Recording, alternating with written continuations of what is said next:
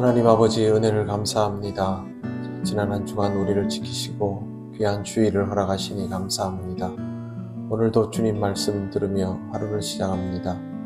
우리를 하나님께서 응답하시는 자리로 인도하여 주옵소서. 예수님 이름으로 기도드립니다. 아멘. 찬송가 380장 하나님께 찬양드립니다. 나의 생명 되신 주, 주님 앞에 나아갑니다. 주의 흘린 보혈로 정케하사 받아주소서. 날마다 주를 찬송하겠네. 주의 사랑 줄로서 나를 굳게 잡아 매소서. 괴로운 세상 지낼 때 나를 인도하여 주소서. 주를 믿고 나가면 나의 길을 잃지 않겠네. 날마다 주를 찬송하겠네.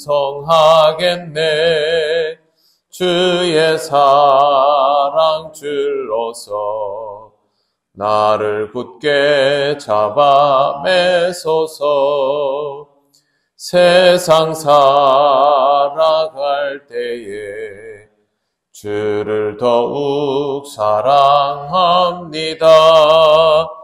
밝고 빛난 천국에 나의 영혼 들어가겠네. 날마다 주를 찬송하겠네. 주의 사랑 줄로서 나를 굳게 잡아 매소서. 아멘.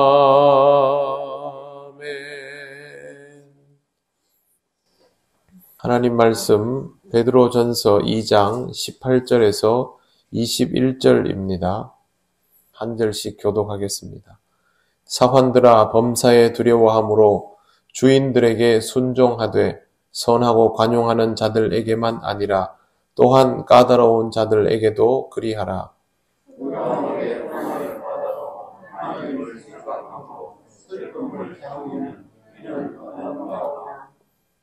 죄가 있어 매를 맞고 참으면 무슨 칭찬이 있으리요. 그러나 선을 행함으로 고난을 받고 참으면 이는 하나님 앞에 아름다우니라.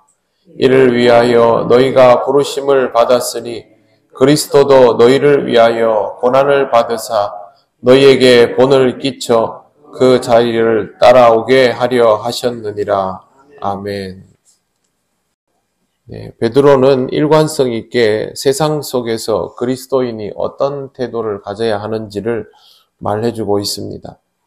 베드로가 굳이 사환이라는 표현을 사용하고 있습니다. 보통은 종이라는 표현을 많이 사용하는데 종은 여러분 들어보셨을 둘로스입니다. 여기에 나오는 사환은 오이케타이라는 말로 둘로스와는 차이가 있습니다. 둘로스는 어떤 목적에 의해서 일하는 종들을 포함합니다. 그런데 여기 나오는 오이케타이는 집안에서만 있는 종입니다. 그러니까 집에서 이 잡다한 일을 하면서 시중을 두는 그런 부류의 종을 뜻하고 완전히 종속되어 있는 그런 사람입니다. 복종이 아주 중요한 전제가 되는 경우를 여기에 말하는 사환이라는 단어를 쓰는데 베드로가 의도적으로 이 단어를 사용하는 것입니다. 이렇게 하는 것은 주인을 대하는 태도가 완전한 순종이어야 한다라는 것을 말하기 위해서입니다. 두려워함으로 주인들에게 순종하라는 표현도 여기에서 두려워함이라는 말은 하나님에게 사용되었던 단어입니다. 기본적으로 주인에 대한 경외심 또 존중의 태도를 가지고 있으라는 것이죠. 군에서 지휘관을 대할 때, 직장에서 직장 상사를 대할 때, 조직에서 그 조직의 리더를 대할 때 가장 필요한 것이 이런 태도여야 한다. 사회 속에서 베드로는 이것을 말하면서 윗사람에 대한 기본적인 존중을 가지고 있으라고 말합니다. 그리스도인은 사회 속에서 이 태도에 대해서 자신의 위치에서 윗사람을 존중하는 것에 대해서 누구보다 잘해야 한다라는 것이 베드로가 이 말을 하는 취지입니다.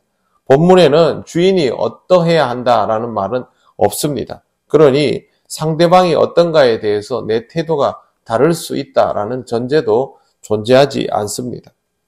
나이가 어려도 주인인 사람들이 있었을 겁니다. 마찬가지로 나이가 어려도 직장 상사인 경우가 얼마든지 있습니다. 직장이 아니더라도 내가 사회 공동체 안에서 위치상 존중해야 될 사람들이 있습니다. 그 사람이 선한 사람일 수도 있고 불의한 사람일 수도 있습니다. 이런 사람들에 대하여 기본적인 존중과 공경의 태도를 갖추고 있는 사람이 그리스도인의 덕목을 갖춘 사람이다 라고 베드로는 말하는 것입니다. 이 말은 그게 전부라서가 아니라 이것으로 인하여 실족하는 일이 없도록 하기 위해서 그렇게 하는 것입니다. 베드로는 선하고 관용하는 자들에게만 아니라 또한 까다로운 자들에게도 그렇게 하라고 말합니다. 상대방이 어떻게 대하느냐에 따라서 나의 태도가 달라지면 안 된다는 것입니다. 우리는 우리가 해야 할 도리를 하면 되는 것입니다. 19절 부당하게 고난을 받아도 하나님을 생각함으로 슬픔을 참으면 이는 아름다우나 부당하게 고난을 당하는 상황에서도 하나님을 생각하기 때문에 슬픔을 참는다면 이것은 아름다운 것입니다. 20절 죄가 있어 매를 맞고 참으면 무슨 칭찬이 있으리요. 부당한 것이 아니라 잘못을 저질러서 매를 맞는다면 그걸로 인해서 잘 참았구나라는 말을 들을 수 있겠느냐는 것이죠. 내가 잘못을 저질렀으니까 벌을 받는 것이 당연하지 않느냐라는 말을 듣는 것이 전부일 것입니다. 그러니 우리는 어떤 과정 중에 잘못을 저질러서 우리의 선함을 소멸시키면 안 됩니다. 10번을 잘 참고 한 번으로 망쳐버리는 일들이 우리가 살아가는 세상에서는 많이 있습니다. 그리스도인들은 그렇게 하지 말아야 한다라는 것이죠. 그래서 베드로는 말합니다. 선을 행함으로 고난을 받고 참으면 이는 하나님 앞에 아름다우니라. 선을 행하는 사람은 무엇보다도 끝까지 선을 행하여야 그것이 하나님 앞에서 아름다움이 됩니다. 그러므로 무엇보다 주의할 것은 불의함에 불의함으로 맞서는 것입니다. 주인이 불의하니 나도 그렇게 대할 수 있다는 생각, 상대방이 나에게 악을 행하니 나도 그렇게 대할 수 있다는 생각, 이것이 얼핏 보기에는 정당방위 같지만 그것이 아니라 불의에 불의를 더하는 정말 불에 기름을 끼얹는 그런 일이 됩니다. 우리 자신을 망치는 일이므로 각별히 주의해야 하며 이로 인하여 시험 드는 일이 없어야 할 것입니다. 21절 첫머리를 보시면 이를 위하여 너희가 부르심을 받았으니 라고 되어 있습니다. 그렇다면 우리는 이런 상황에서 대처하기 위해서 또 이런 상황에서 그리스도인의 진가를 드러내기 위해서 부르심을 받았다라는 말이 됩니다. 하나님 왜 우리 믿는 자에게 이와 같이 억울하고 원통한 상황을 주십니까? 라고 말하고 싶은 것이 우리이지만 바로 이런 상황에서 그리스도인의 진가를 드러내어야만 하나님께서 우리를 부르신 목적에 합당한 삶을 살아간다라는 뜻입니다. 하나님은 우리가 이런 상황에서 믿음으로 대처하며 또 윗사람을 존중하고 공경할 수 있는 태도를 가짐을 통해서 우리를 하나님의 자녀답게 그의 상황 속에서 드러내시고 역사하여 주십니다. 그걸 의식하고 있으면서 이런 상황에 닥치면 내가 이걸로 시험에 들지 말아야 하겠구나. 기본적으로 다른 사람을 존중할 수 있는, 공경할 수 있는 태도를 항상 가지고 있어야 하겠구나. 그런 마음을 가지고 살아가시기 바랍니다. 오늘도 주님께서 주시는 은혜를 통하여 그리스도인의 덕목을 아름답게 세워가시기를 바랍니다. 기도드리겠습니다. 하나님 감사합니다. 우리가 살아가는 세상에서 참 하기 어려운 일이지만 그러나 우리를 통하여 하나님의 영광이 드러남을 기억하면서 하나님 주신 이 말씀대로 살아가려 합니다. 우리를 지키시고 인도하여 주셔서 이러한 일로 인하여 시험에 들거나 실족하는 일이 없도록 도와주시옵소서. 오늘도 우리가 함께 모여 예배를 드립니다. 코로나19가 심히 확산되어서 두려움이 많지만 하나님께서 그동안 지켜주신 것처럼 오늘 우리의 삶과 예배도 지켜주실 줄 믿습니다. 믿음으로 하나님께 영광 돌리며 하나님의 은혜 풍성히 누리는 귀한 날 되게 하옵소서. 예수님 이름으로 기도드립니다. 아멘. 하늘에 계신 우리 아버지, 아버지의 이름을 거룩하게 하시며 아버지의 나라가 오게 하시며 아버지의 뜻이 하늘에서와 같이 땅에서도 이루어지게 하소서.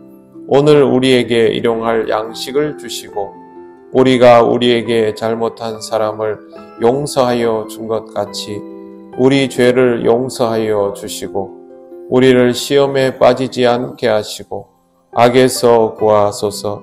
나라와 권능과 영광이 영원히 아버지의 것입니다. 아멘.